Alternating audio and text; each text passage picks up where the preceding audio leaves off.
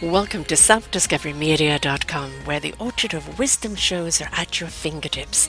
It ignites your soul, your heart, your spirit, your mind, and your body with illumination from people who have made the journey before you. They're here now to help you on your journey, on your path of self-discovery. We are funded by you, the audience, and the people we interview. If you wish to support us, please go to selfdiscoverymedia.com and press on our Fund Action button. Anything is appreciated. We'd like you to sit back and enjoy the shows. Here we go.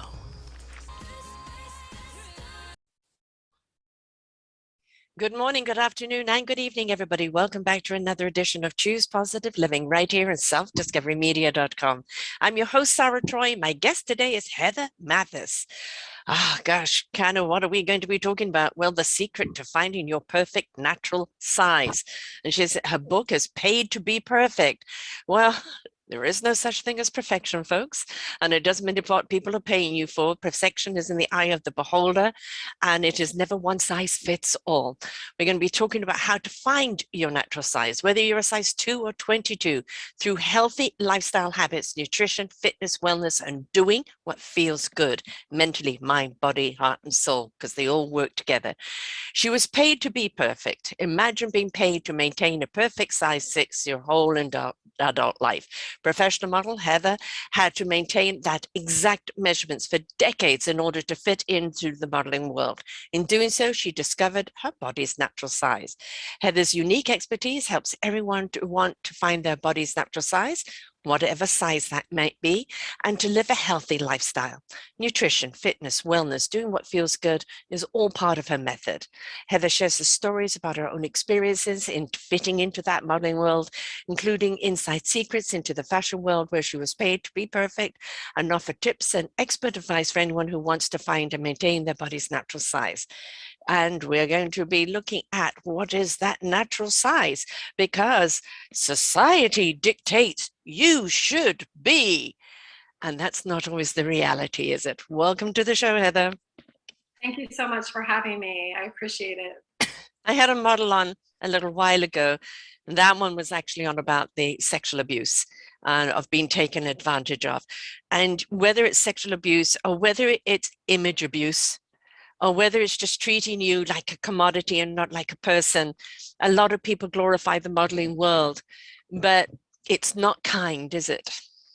Well, yeah, no, but I also want to mention, throughout my book, it's mostly about nutrition, fitness, wellness, skincare, the things that make you, thrive throughout daily life.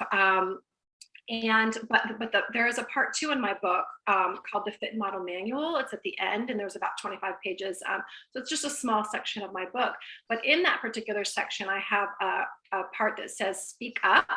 It's titled "Speak Up," and it's about how to navigate the predators, basically, that are in the industry. Not even in the modeling industry, but it's something I wish I would have read just growing up as a 20-year-old or whatever, getting ready to navigate the world out of college, because it's just we've gotten better in some ways, and I think people are finding their voice, but there are some people that maybe haven't found their voice yet, because it's still, things just aren't as easy for women as they should be, and equal as they should be. So I speak to that in a section of my book. It's at the very end, but yeah, I definitely talk about that, a little bit more about the modeling industry itself at the end of my book as well. Finding one's natural size. I've always, throughout my life, kind of never been the right size for everybody else. Right. And I was, when I was 12, I looked like Twiggy, completely straight, flat, and everything else. And then by 16, I had curves. And I was in the modeling industry back then, but I was modeling women's size clothes because the 60-year-old clothes was still in the Twiggy mode, and I had developed curves. And then it would be, no, your curve is too curvy, or your this is this, or your that is that. And it can be rather soul destroying when somebody keeps ridiculing your body, whether it's the magazines or whether it's the images on the TV saying you only are sexy or you're only beautiful if you're that. And so many people struggle with their weight to try and fit into an image that's been imposed upon them, instead of just concentrating on the health, concentrating on the well-being and loving the body they're in. 100%. And that's why I wrote this, really, because everyone thinks that because I was paid to be a specific size for so many years, I was under contract from the mid 90s to the mid 2000s, mid 2000, 96 to 2006.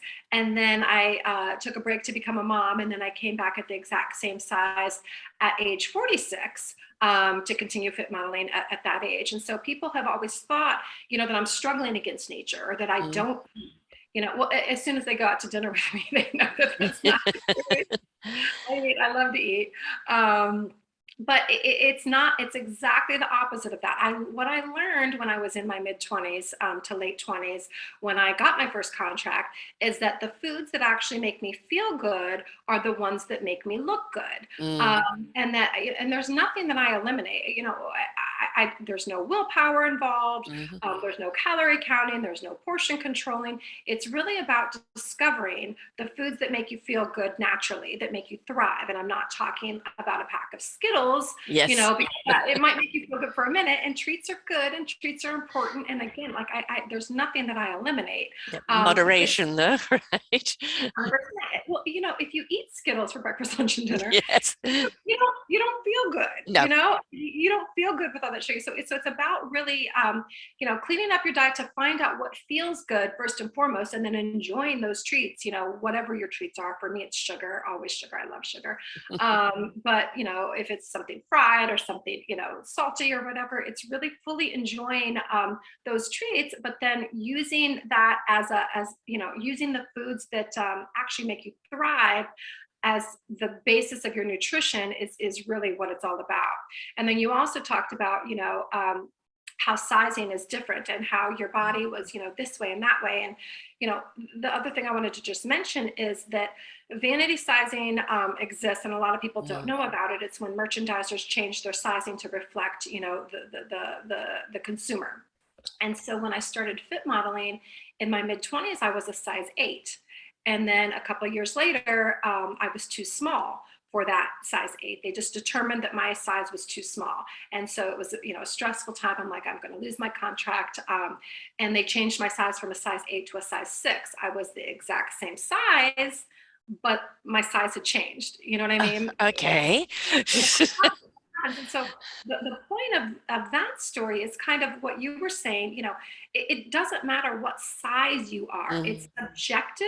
And different companies have different sizes. And that's why as a woman, men's sizing is generally a little bit more standardized. But as a woman, we go into certain stores, and those are the sizes that we like and that fit us. That's probably a fit model that has a more similar shape to you that they use, that company uses.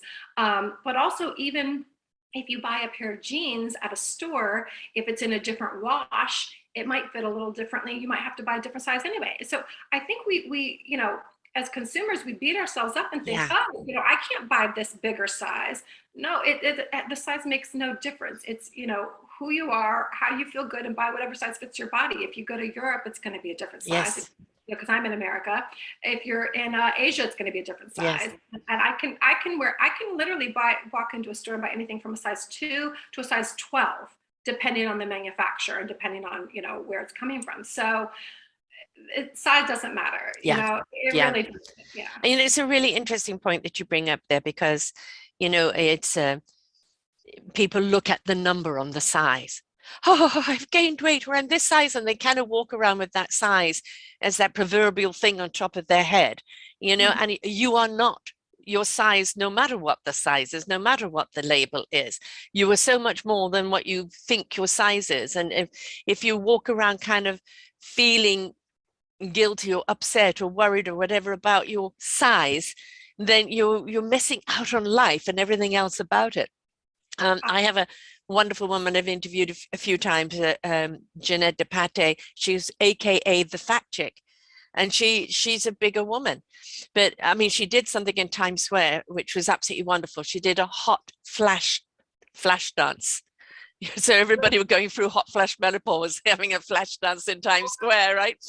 But she was saying it's, you know, you are the size you are because that's the build you are, that's the genetics you are, but it is about the health, and it doesn't matter if you are on the heavier side or if you have disabilities or this or that, there is an exercise for you that you can do. So the well-being starts in the mind first, doesn't it? The heart and the soul. You've got to be healthy there. Otherwise, you become very subjective to the pressures that are put on you. Yeah, and I think it's hard for young women. I think, you know, at my age, 50, I've got it. You know, I get that.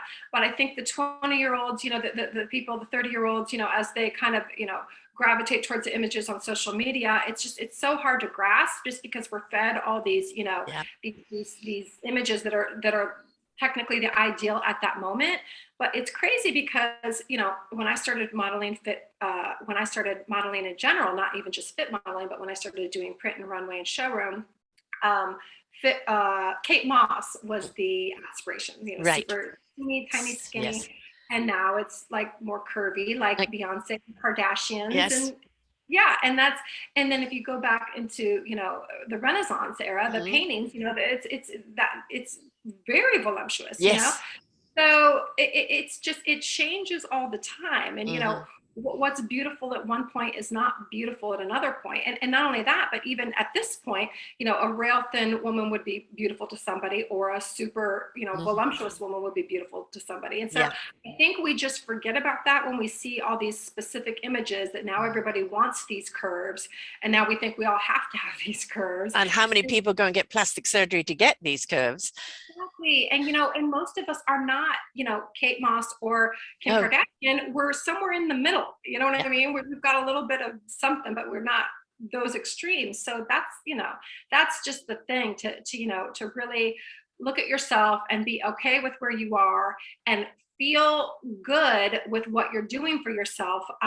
You know, the more you can eat to support how you feel, the better you're going to look. But that's a side effect. That's really a side effect of, you know, proper nutrition and making your body feel good. You're naturally going to look better, especially as you age. Yes. But it's not the point, you know. The size is not the point. Yeah. And for people who are only listening and not watching the video, she looks maybe 30, maybe 30. So she's clearly doing something right here completely. I think the important thing for people to understand, you know, when you do have a child, not everybody springs back to the size they were before, right? Sometimes literally the hips are being pushed, the boobs never go back to the size. And, you know, and some people don't get rid of that baby weight or whatever. It's just that stubborn weight that's there. And again, don't beat yourself up about it, right? It is really about your health. How do you feel on the inside? As you said, you can enjoy all the pleasures in life, but it's again that moderation. Don't do things to an extreme, and knowing what is good for your body. Whereas, you know, you love sugar, somebody else may love salt, but for somebody else, both of those things are absolutely toxic. So I think it's being in tune with your own body and knowing what your body likes. And you know, oh, you know, I feel good. What am I doing differently? I'm eating more veggies, right? I'm eating more fiber. Oh, this seems to be a good balance for me. I like what it's doing for me. So then increase it. And if now and again you want to go for the fish and chips or the chocolate pudding, it's okay. But don't make it into something that is, you know, on all the time. I mean, again, the moderation.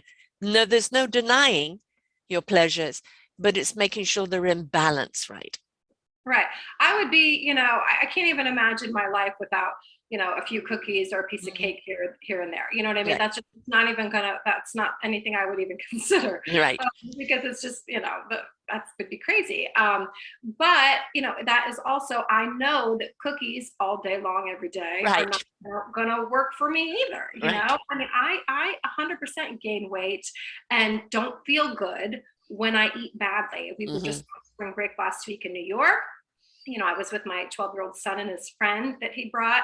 And so we were eating pizza and just a bunch of stuff, we were, but then it felt so good to come home and get back to my normal healthy eating. And then I'm like, oh, so it almost feels like so I recommend a weekly treat, at least one treat every week, for whatever that is that you want, so that you can look forward to that and not feel deprived in any way when you're doing your healthy stuff, the remainder of the week. Look ahead at any events you may have or whatever, but also it kind of gives you that reset, because when you eat those treats, you can feel like I said, when I was in New York for spring break, I ate a bunch of extra junk that I normally don't eat, and I came home and I'm like, oh my God, I feel so much better, so it's kind of nice just to give yourself the weekly treat, because it's fun, number one. Yes. But number two, so you can remember kind of like, oh, that's why I eat so the way I do. You know what I mean? That's why the clean foods that I like, that make my body thrive, are the basis of my nutrition, and why I only treat myself with this stuff. Right.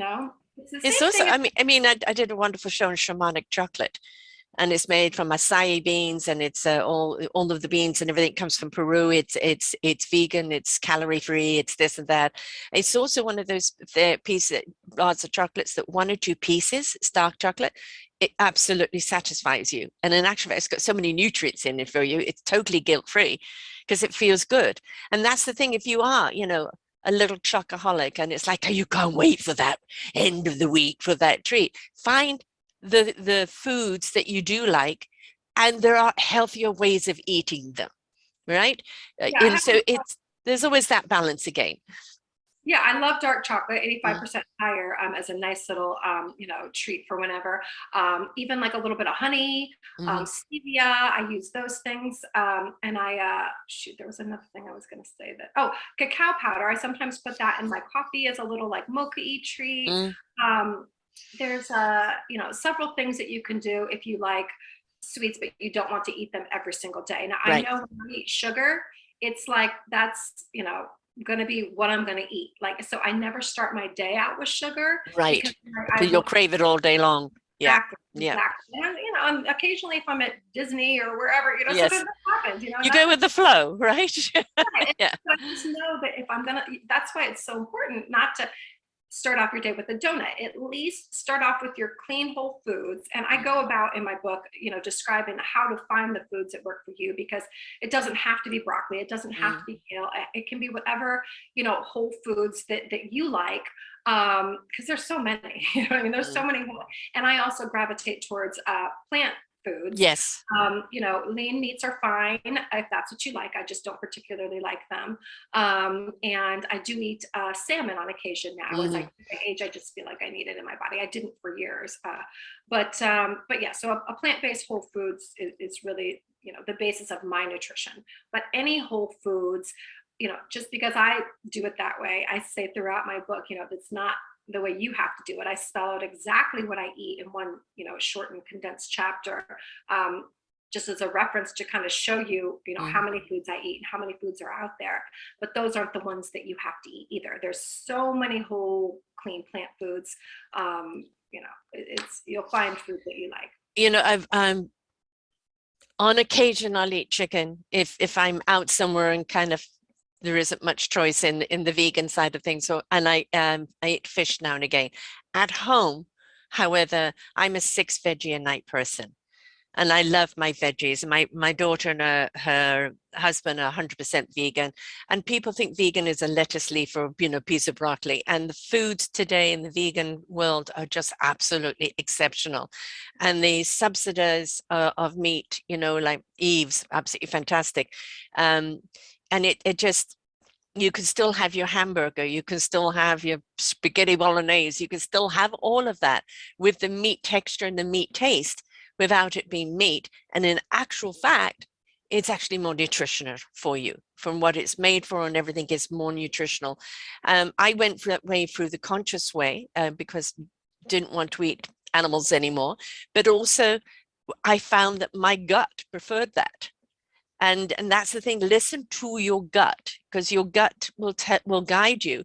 And if it's like digesting certain foods better, if you're feeling more energized than certain foods, if you're just having the old bowel movement better, that's a huge indication as well, right? Because we don't talk about that, we don't think about that, but believe me, as you get older, that's extremely important. And so listen to your body. It will tell you what it likes and what it doesn't like. And when I had my last child 33 years ago, I was black coffee, but with 2 sugars. And I decided just to drop the sugar altogether and just go for black coffee. So 33 years, just pure black coffee, strong black coffee. And I do like my dark chocolate, my little pieces of dark chocolate with cranberry or ginger, absolutely yummy. But it is also, again, moderation. And we can get sugars, from our fruits and our vegetables, but they're natural and they break down better. And I think it's just been a little more educated on, you don't need to deprive yourself, but by switching to foods that digest better, that are more energizing, that are better for you, you're not going to find yourself so sluggish. You're going to find yourself feeling more optimized as we get older. And it just is, puts more vigor in our life, right? Yeah, it's funny because the reason I stopped eating meat was years ago. I was a teenager, and I had just, for whatever reason, just kind of, I was the youngest of 6 kids, so my mom basically let me eat whatever I wanted to eat. I just had kind of free reign. So if I said, no, I don't want to eat that, she was fine with it. She had already been through, so many children. She kind of let me dictate. I was a special order too every time we went out to dinner. So I just kind of stopped eating meat when I was a teenager, and I didn't do it for any specific reason, but I just did it because I just wasn't hungry for it. It just didn't, I wanted to eat other foods. And so then we went out. I'll never forget this. We went to a restaurant for Mother's Day, and it smelled good. The meat smelled good. So I decided to order this big giant hamburger. And I ate it because I thought it smelled good and I thought I wanted it, but it made me so sick. Yes. So that's the reason why I realized after that year off of, maybe it wasn't a full year, but whatever it was quite some time that I hadn't eaten meat. And I realized that I didn't digest it well. So that's why I stopped eating red meat. So I knew way back when I was a teenager, pay attention to how I felt. Now it took me many more years to get my diet as clean as it is now, because I didn't know the benefits of, clean whole plant foods back then. And back then I was weird for being a vegetarian. Exactly. Yeah. But then you're one of those hippie granola people. Right. Yeah. But then, as I age too, I love dairy, but I can't digest that as well. Yeah. And so that's something that it just doesn't make me feel good. I love it and I still treat myself with it, but it doesn't really make me feel good, And so again, there's alternatives, the almond milk, soy milk. I'm a cashew milk person, and there's all the other alternatives. Back 10 years ago, we didn't have such a choice. 5 years ago, we didn't have such a choice, but we have so much choice out there today. And so many people are turning to other alternatives. Maybe it's acid reflux, or maybe it's gluten, or maybe it's dairy issues that they're having. And they realize they're having these physical issues. And the more and more they demand these other things, the more and more it is being produced. And the more and more people are realizing, I feel better on this. Definitely. And I think, the cleaner your diet gets, the more you tune into that. I think that, if you have a lot of processed foods, things that are kind of messing up your internal cues, it's difficult to feel that. So if people are listening and they're like, what are they talking about? It's probably an indication that maybe, well, first of all, awareness is key. Yes. Deciding how you want to feel is really the most important thing, I think, not even in nutrition, but, in fitness and wellness, your daily habits of, meditation or whatever you do, to make that decision. How do you want to feel? Even to get your sleep each night, just make a decision. How do you want to feel? And then, decide what those steps are that can help you get to the way you want to feel. Because that's really, don't we all want to feel good? I mean, we're not going to feel happy, go lucky there's still going to be daily stressors no matter what, so my point is, life is tough, especially we've all been through so much over the past couple of years. Why not at least give yourself the best chance to get through those stressors by, doing as much as you can to make yourself feel good before you go out into the world and get, cut off in traffic. Yes. Yeah. Yeah, I have to admit, in the last couple of years, I would be out walking a lot. I moved to a place where I didn't need a car, so I would be out walking a lot more, and and felt a lot better for it. And then, of course, COVID came about, everything was shut down, and then my daughter got pregnant, and then I bought a car so I could go and see my daughter and the grandson as often as I could, and then became sluggish because I'm 7 hours a day behind this little thing. And it's I'm going to have to consciously make a thing of getting back out there and doing that walking, doing whatever it is I need to do, because I've noticed a difference in my body, you know, especially with what I'm doing here.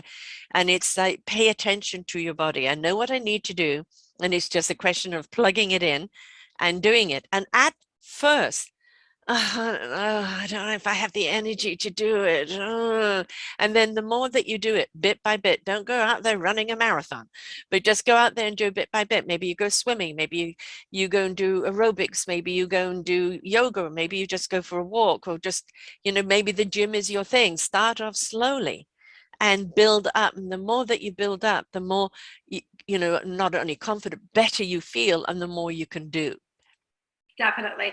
And that's the thing, you know, you just doing something for 30 minutes each day, just to move your body, whatever that is, if it's walking your dog, or, you know, and plus then you get the vitamin D, you know, just Yes. being outside for a minute, for 30 minutes each day. You know, those 30 minutes are just so important, because, you know, if you don't use it, or if you don't use it, you'll lose it. Exactly. Exactly. But true, especially as as you age. I like to do the splits. Like, that's just one of the things that I'm like, okay, I would need a crane to help me back up. I also like to do hands. I like to be, at my age, being able to do the. I like to just have bragging rights for those two things. You definitely have them. Maybe, I don't know. So I don't know why, but if I don't do this again, I was just on spring break, and I was running, but I didn't take the time to stretch and do the things that I normally do.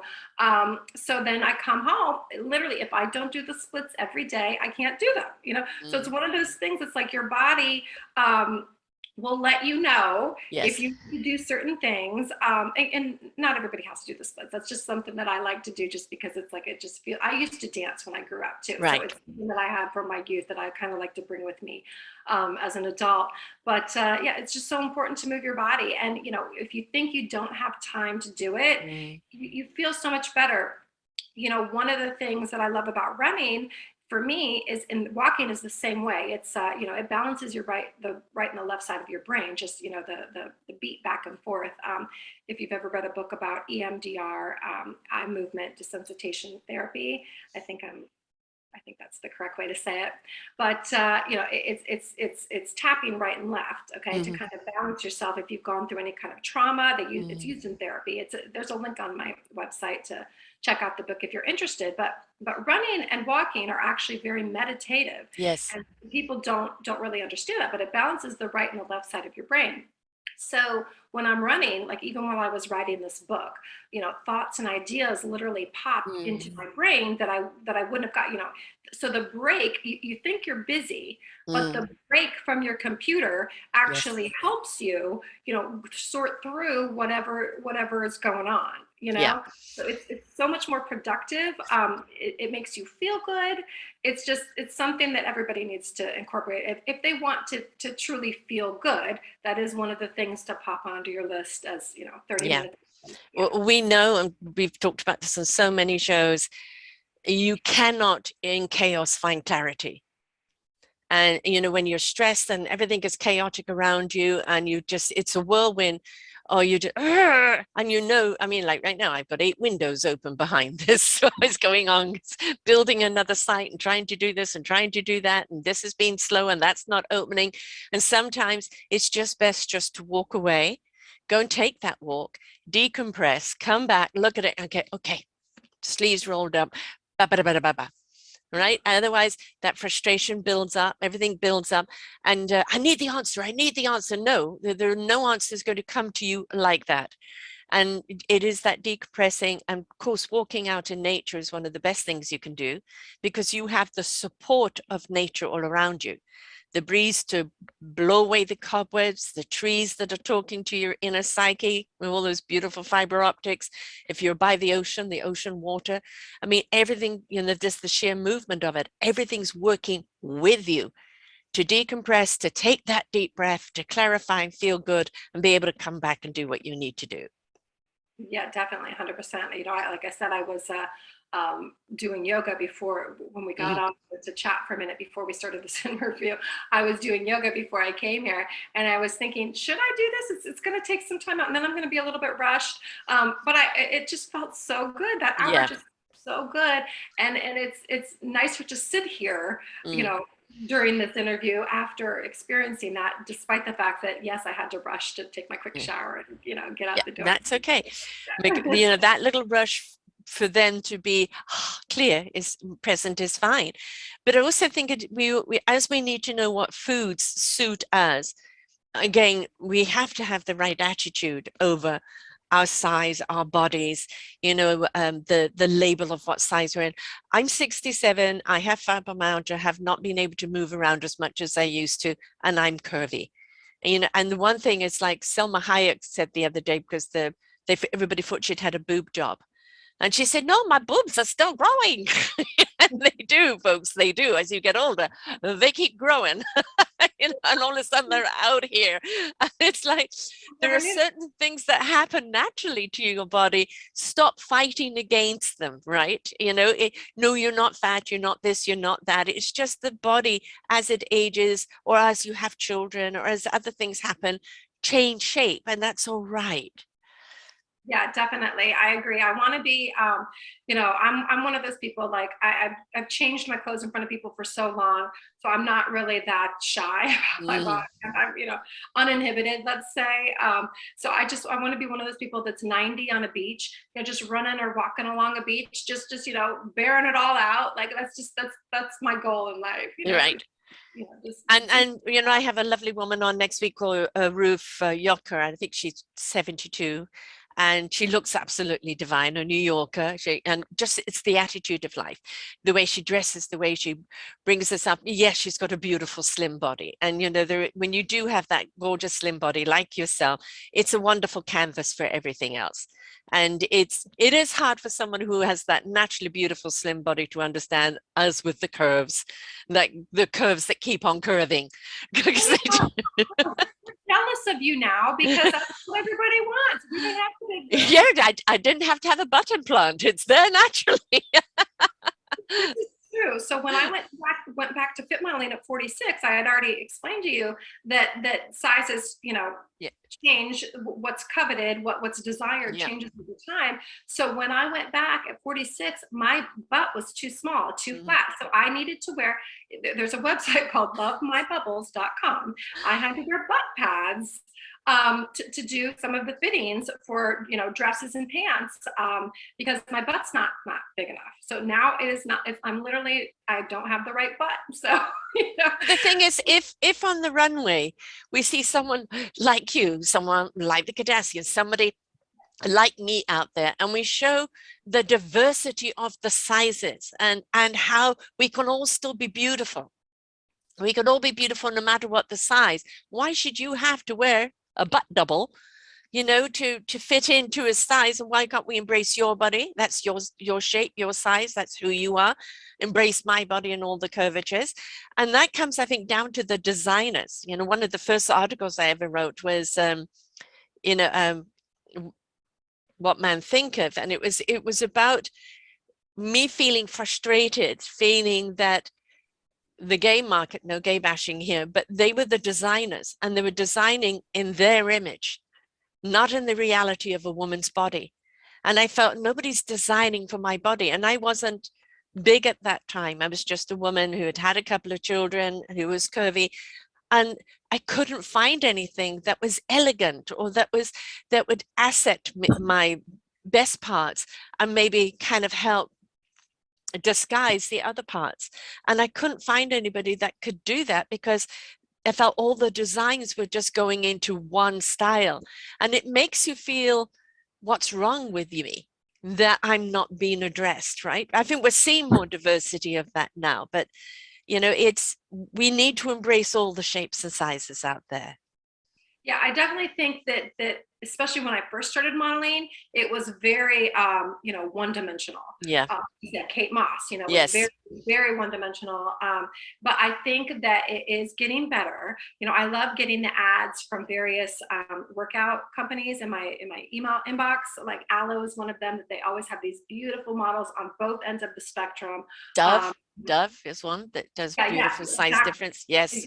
Because I mean, it's just, and social media can be good in that way, Yeah. because there are a lot of models that wouldn't be models, Yes. because they just put themselves out there. And so if you pay attention in the right way, there are great influences on social media as well, that are just people that are proud of who they are. And I think that's helping. So things are changing, not as quickly as Mm. but Yeah. it's changing for the better, I think. But We are all different shapes and sizes.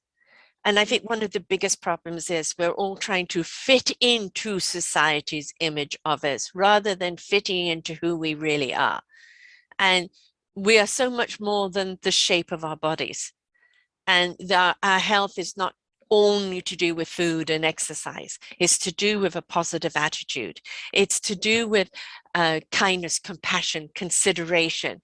It's to do with living from a place from your soul, your heart, and your spirit, and literally exuding the love of life. And we look at so many people that would be considered flawed in certain industries, but they're beautiful because the essence of who they are precedes them. And we look at pictures, that are often taken of people in other world countries, wrinkled as hell, big smile on their face, such joy. And we think, oh, look how beautiful they are. We're not counting the wrinkles, right? We're looking at that smile, that light in their eyes, that just, life that is about them. So would you say, from being in the industry, that the way we look at beauty is more now from the inside out rather than only the outside in? I think it still needs to get better. I Yeah. think, like I said, I think it's improving. I think there are certain women, like I follow Paulina Porskova, who was a model, back in the day when I was modeling, and she's very specific about, during her posts about, she has no Botox or any kind of procedures. And so there are models like that that are coming out that look fantastic and are really happy about where they are in their process. Yeah. And that's not to say that anything's wrong with anybody who wants to do any of that kind of Right. stuff. But I think the norm is to try to fight that, which we all want to do, color our hair, and we all have things that make us feel better, about ourselves, and that's absolutely fine. And that, you shouldn't judge yourself for that if that really truly makes you feel better. And if it's the way you want to express yourself. But I do think that it's nice to have a choice as women and not feel like we have to look that way. Right. Whatever way you want to look is great. But the women, Sarah Jessica just got, a bunch of slack for wearing her hair gray. Maybe it wasn't just, but it was around when her latest show came out, the sequel to Sex and the City. And I read an article that she was getting slack about her gray hair. And I just thought, she looks, she was beautiful. Yeah. And I mean, I'm starting to get it as well. And I think, that's one of the things I would love to embrace as I age, because who wants to spend all that time, coloring your hair? 3 years ago, 4 years ago, no, gosh, 5 years ago now, I decided I'm just not going to color my hair anymore. Just going to let it go silvery gray. It is a representation of my age, and I'm not going to fight my age. I'm going to age gracefully, but the emphasis is on gracefully. Exactly. And the emphasis also is on, your hair is beautiful, and that's your choice to have that color, and anyone can have any choice. Yeah. But there just needs to be more acceptance of the women that choose that route, and the more acceptance of the women that don't want to get the Botox or don't want to do whatever, because I just feel like it's the pressure that isn't really acceptable. Right. Well, we're seeing that the housewives of, and they will blatantly say, oh, I've just had lip transplants, this transplant, that transplant, and then their faces are like this, and this is beautiful, this is what 30,000 can get you. And it's like, we're encouraging people to be real, to be themselves. You're beautiful as you are. Yes, I wear makeup to do these shows. I am not going to come out bare naked face, right? Because it's not where I feel comfortable with. I will dress. I don't overdress, but when I go, I have indoor clothes, I have outdoor clothes, and I won't wear my indoor clothes outdoors. I don't want to be offensive to anyone's eyes, right? It's my standard, how I feel about myself and how I want to represent myself. But having somebody saying you're not enough as you get older, that you need to Botox, or you need to do plastic surgery, you need to do this and you need to do that to be loved, to be admired, to be considered beautiful, I think is the wrong message we're sending everyone. Instead of saying healthy lifestyle, healthy mind, healthy body, healthy attitude will make you beautiful, no matter what your age. 100%. And that's really the main message that I try to present in my book as well. I mean, I feel like I know this so much more at my age, but I'm also still just even learning, and it's so great because I think, when you're younger, or at least when I was younger, I felt like I had all the answers. I felt like I knew everything. And I know that I'm actually more mature because now I know I don't have all the answers. Right, exactly. I'm always learning, and I know, that I should keep myself open to, whatever information comes. But yeah, to age gracefully and age beautifully amidst all the noise is such a challenge at this point. But I do think it's getting better, and we'll see. Yeah, I think also you hit the nail on the head there, is that you don't know what you don't know, but still be an exploration.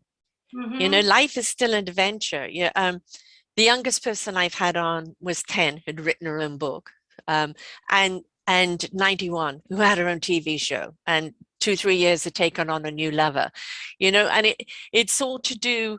She has chutzpah, she has energy, she's embracing life, and I've had many people in their 80s, and there was one that she wrote a rhyme every single day of COVID.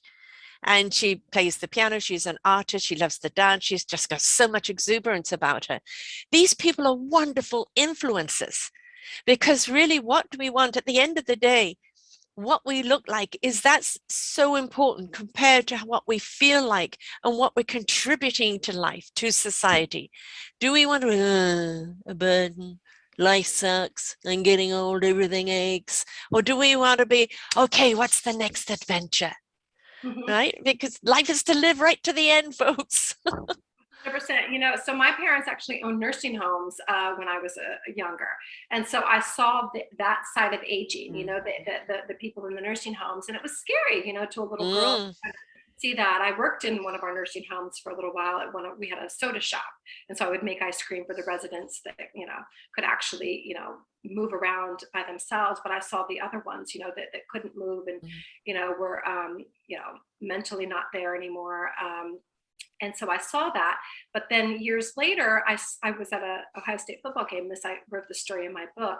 I saw this 90-ish man who was getting an award at halftime, and he ran up to the stage and he just bounded up there. Yeah. I didn't even realize how old he was until I saw him on the screen, because he effortlessly, he just moved his body. I'm like, oh my gosh, it's even possible in your 90s, like to walk and just kind of lightly jog up the steps.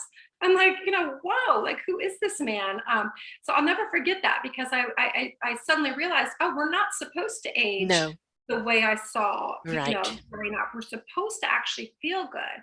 And really, that's the thing. I mean, that's really the whole message that I want people to get from my book, is that we have it backward when we try to eat to fit into a certain size, or eat to look a certain way, or work out to look a certain way. That's completely backwards. What it is you work out to feel good. You eat well to feel good, and you still treat yourself. You do whatever, other things that you want to do, but the whole point is to feel good. I saw this Facebook ad popped up on my feed a few days ago, and it was this woman who's saying, oh, don't run because you're not going to burn calories the right way. Your metabolic rate, your resting metabolic rate won't be as high as if you follow me, do my workout, do my 30-day workout, because this is the way you need to work out to burn calories properly. Well, no, you just move your body for 30 days. Yes. It doesn't, we don't have to follow anybody else's workout. If you hate her workout, you're not going to do it. Right.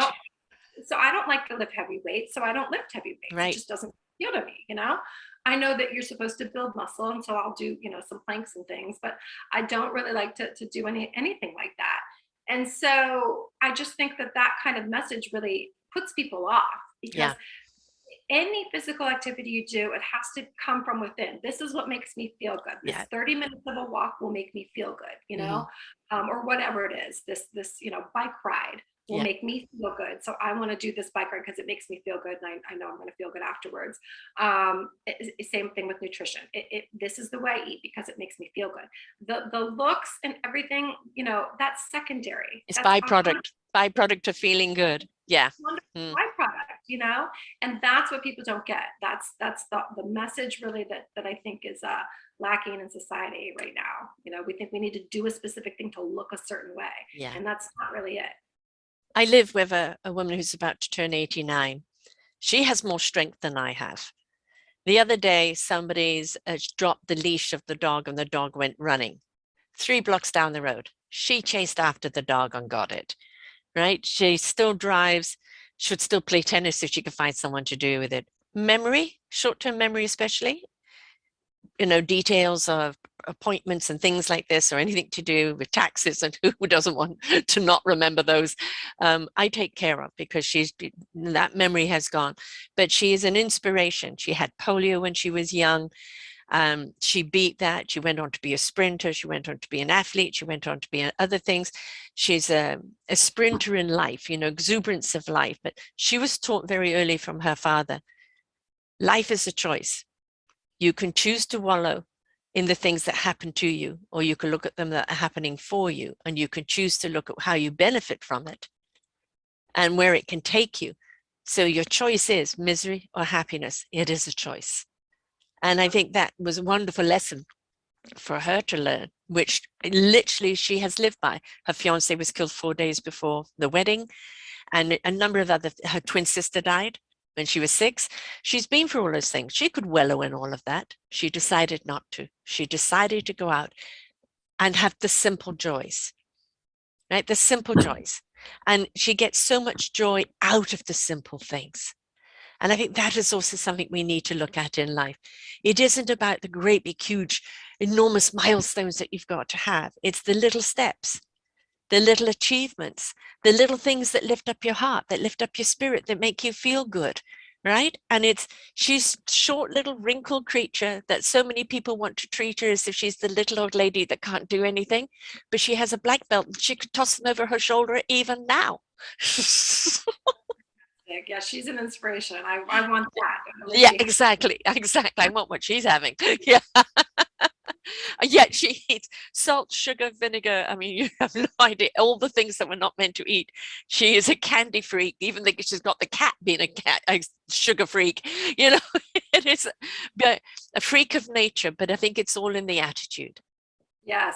Yeah. Well, mindset is huge. And that's literally the favorite chapter in my book is my chapter on mindset, because, that's literally the foundation for everything that I do in life. I meditate. So I do Transcendental Meditation. I started when I was 30. It was a 30th birthday gift to myself.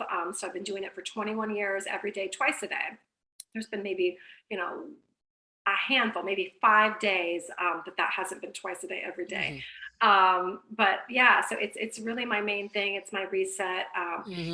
It's what, no matter what, I don't care how busy the day gets, I get that in. That's my thing. Because it's, like I said earlier, life's stressful and things happen. And so when things happen that derail us from our other, things that we want to do for ourselves, sometimes we can just, like you said, just, curl up into a ball and say, no, I don't want to do anything, which, we do sometimes still. But to have, mental health tips and tricks that you can use on a daily basis to help, it only improves, your nutritional choices. It only improves, the fitness that you want to get done during the day. It's really the basis of those things, because you remember, you reset, and you feel good enough to get through your day, and you've got something to lean on when times get tough, Yes. It's about going back to the very core of you, the heart and the soul of you. That is where your truth is. That's where your compass is. That's where your conscience is. And so by whatever form of meditation, whether you're doing that, or maybe it is the meditative walk, or whatever it is, it's that place that brings you back in, brings you back to your center. It calms everything down. It's where your clarity is. It's where your wisdom is. It is where your peace is. And everybody's looking for peace out there. Well, if we want peace out there, we have to be the peace we seek. We have to be the love we seek. We have to be the solution we seek, and then bring it out there to the collective. Yeah, I think it's just really, to feel good in the hectic life that we all have. It's to have as many things, to make us feel good. So that when we go out in life, then we're not going to be bounced around quite as badly as we would have otherwise. It's so that, so whatever mental health tricks that you have, it doesn't have to be meditation. Anything. I have another thing that I wrote in my book about adding a thought. Like, it's a great tool that I use when I have a thought that's running around in my head that is counterproductive to a thought that I want to think. So say it's something physical, like the redirect. It's a redirect. Yeah. Exactly. It's just a redirect. There's so many things that you can do that kind of can help you, with your daily stressors, your daily stressors that only help you in other aspects of your life. And I think people kind of think, oh, that takes too long, or I don't want to take a minute out to myself just for my mental health. But again, just like fitness, it helps you so much with everything else. In my meditations, just like running, ideas will pop in, things will happen that it's a reset, and it's so important. And people just think, oh, I could never fit, that into my schedule. Well, it helps you in so many ways. Well, remember the old saying, stitch in time? Right, saves 9. And if you don't take care of your mental health now and your physical health now, you're going to pay for it later. And you'll have all the time in the world to pay for it later, but it may be too late to reverse it. So why not? We know the number one killer is stress, because stress brings on the heart disease. It brings on the dis-ease, the cancer, the diabetes, the all the other breakdowns of the body comes about through stress. So if you can have a modality every day that keeps your stress down, keeps you calm, where your body can be in balance, because what is stress? It throws your body out of balance. It throws everything out of the equilibrium. It puts too much stresses on the body trying to be in balance, trying to be in flow. So when you can mentally calm down, you're calming your spirit down, you're calming your body down, you're balancing everything out. Yes, clarity comes, but also the functionality of your mind, body, heart, spirit, and soul are in sync with each other. And then you can actually go out and live a beautiful, full life. But to say, no, it's not important, I guarantee you that rubber band is going to break, and you are going to then have to deal with it. And it's a lot harder than preventing it ahead of time. Yeah, I always say, my meditation, it makes me a better mom, yes, a better wife, a better friend, a better, it's not just for me. No. Like everyone else too, to be around me, because it helps in so many ways. You can't even, it's invaluable, But you hit on a point there. It's not just for you. Right. The better that you can be, the better you are around other people, the more it invites them to be better in their own lives. That trickle effect, that wonderful ripple effect of calmness feels better. I feel more productive. I feel more healthy. I feel less stressed in my life. I feel like I can manage my life better. I feel like I can embrace the joys in my life. That comes from being inspired by somebody who's got it together. We always love it when somebody's got it together. Why have they got it together? Because they're not sweating the small stuff. and they know how to decompress and how to balance and how to find that balance in every aspect of their lives. And it projects out before even they enter the room. That energy projects out, and people go, oh, I like the way she comes across. I like the vibe I'm getting from her. That vibe wouldn't be that vibe if the internal was not in balance. Yeah, I think people just need to be open Yeah. to, receiving a new way of Yes. doing things sometimes, because I think people, get into their habits and they Yeah. can't even just step out for a minute and think, what's even just one thing that I could do to make myself feel a little better? Because, I think sometimes people don't even realize that they don't feel good. Right. It's like Yeah. it's like So over. used to feeling bad, they don't know what's good, right? Yeah. Yeah. Exactly. And that's why they come across, so stressed and so Yeah. crazy. And so, so yeah, I think just being open to asking yourself, to have that awareness, to say, is everything going great for me? What's something that I could do? And maybe that's nutrition, maybe Yeah. that's cleaning up your diet a little bit. Maybe that's, starting fitness. Maybe that's doing some mental health, or ideally it'd be doing all three, Yes. to really to make some changes for yourself. Yeah. Yeah. How much influence have you had on your son? Is he into meditation? Is he into all of these practices himself? He's not into meditation, but I have a it's called a selenite stick. Selenite. It's a crystal. I Mm-hmm. forget the name of the crystal, but it's this stick, and he would call it the cleansing stick. Mm. And so at night I do, at bedtime I'll give him a cleansing stick, vibe. So he's into things like that a little bit, that I'm into. He doesn't meditate yet. His schedule is just, I think, too busy for him. Like, he wouldn't want to take time away from his friends. So once he gets his homework done and his piano done and things, he wants to do tech time or spend time with his friends. Right. So I always wanted his meditation, whatever he wants to do, it has to come through him. Right. So he has to have But I would introduce him to someone called Duati, who I've interviewed quite a number of times here. She does yoga and meditation for kids, of how to get them into that pattern, the yoga of handling their own stress, the meditative music that can help them decompress. And especially as he gets older and the exams and pressures and everything come more, it becomes something even more that if he can handle that, it becomes a practice that he can use in everything aspect of his life, because he yeah, sees the importance of it. I came this close because when you're 10, you can learn TM. So I came this close to kind of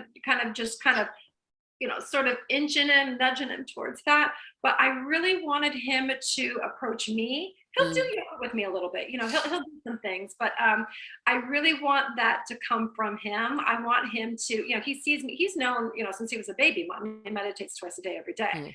So I'm at least that influence in his life, that he sees it and he sees, what it does for me.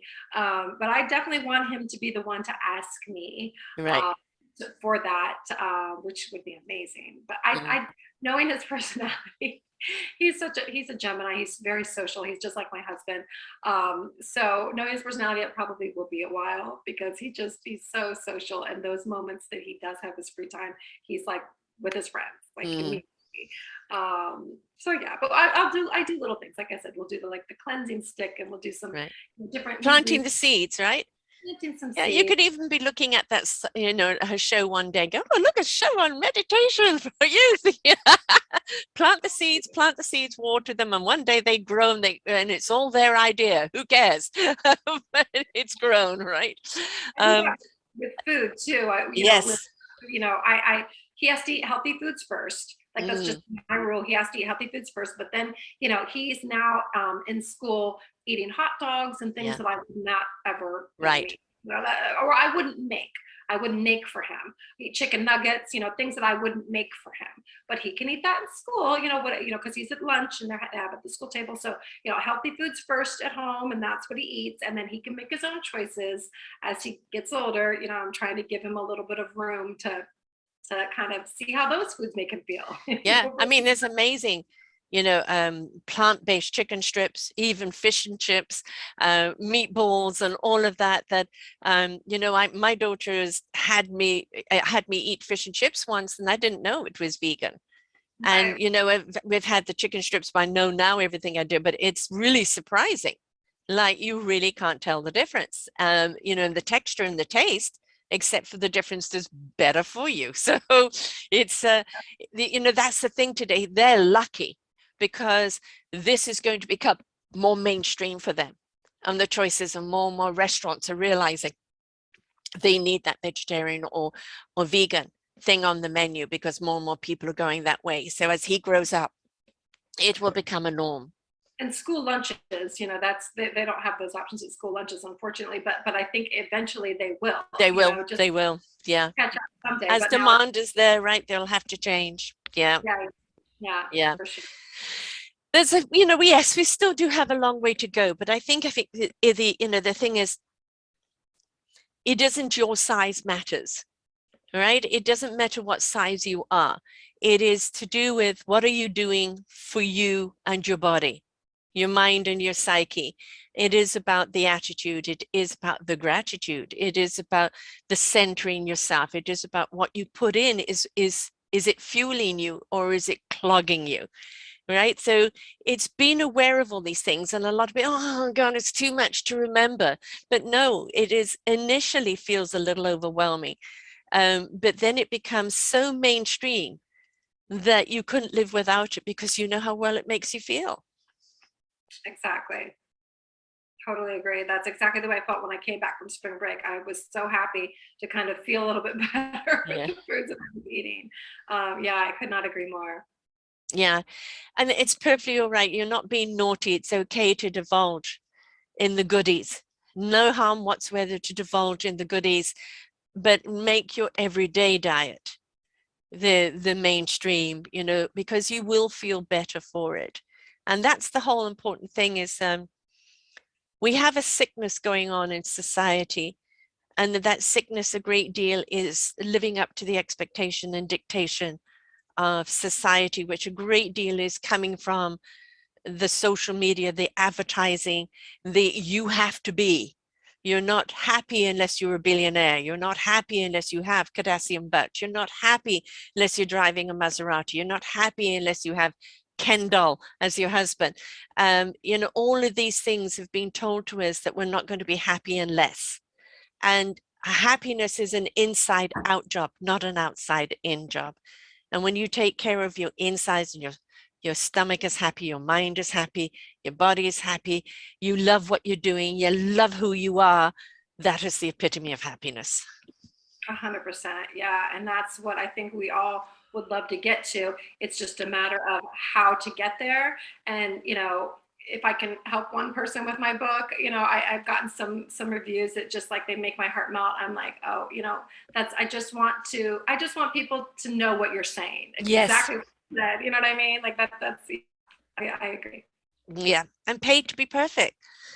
Well, that's great if you're being paid to be your beautiful, perfect self, but don't go and try and be somebody else's idea of perfection. Exactly. How do people get hold of your book? And also, how do people get hold of you? And what are you offering people right now?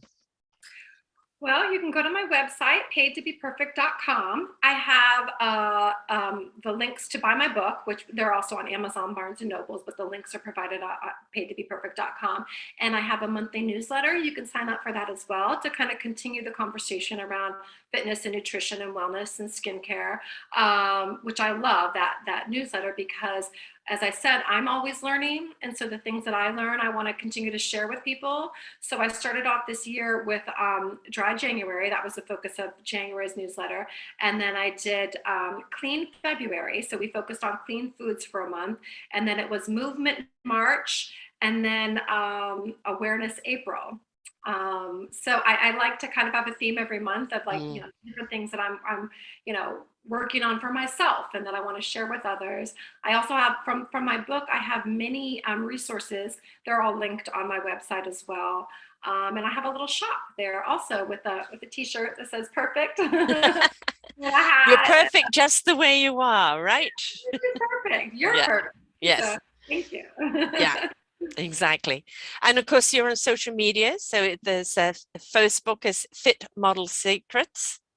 and Instagram, Heather's book, and Twitter, Paid to Be Perfect.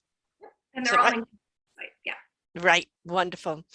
And, I love doing shows like this where, this whole illusion of that we're can only be happy if, or, this person has it perfectly, and that you don't have to work at it. It all comes naturally.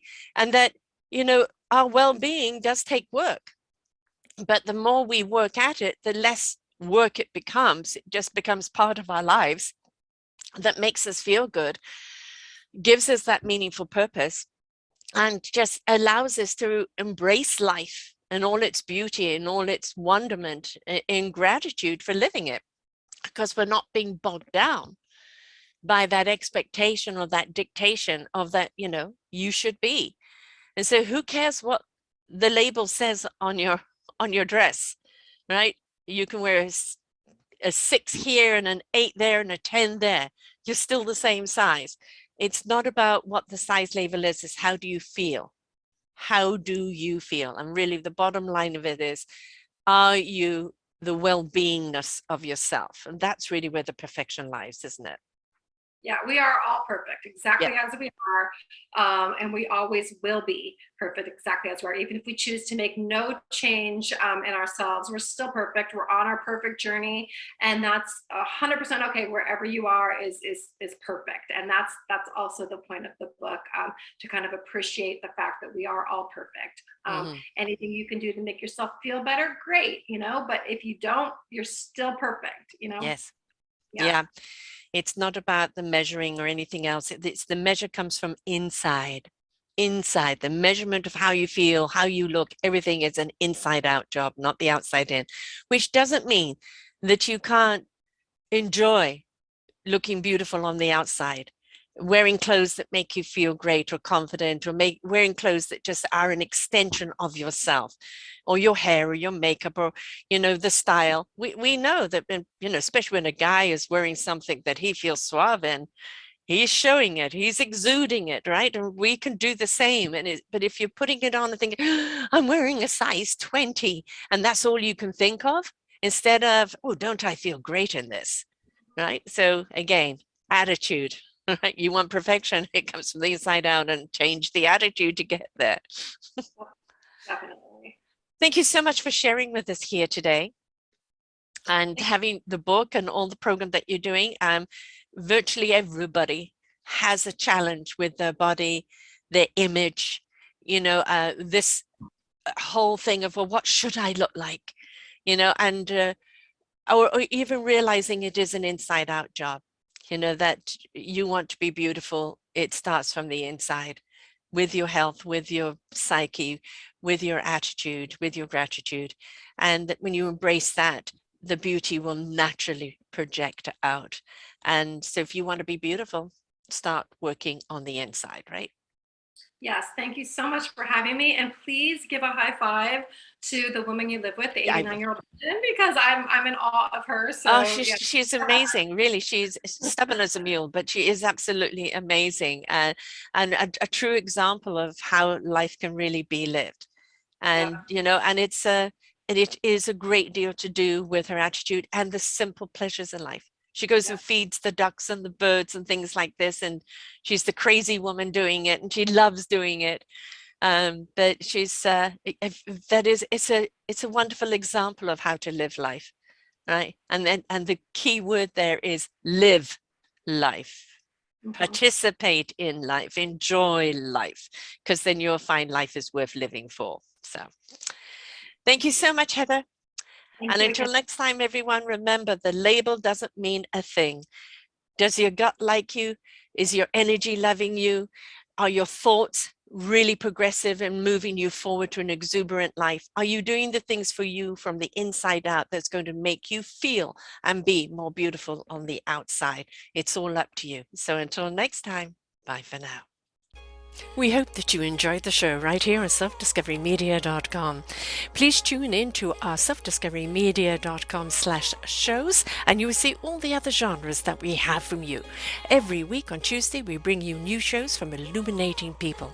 If you know someone that should be interviewed, please contact us at info@selfdiscoverymedia.com. Now stay tuned for your next show.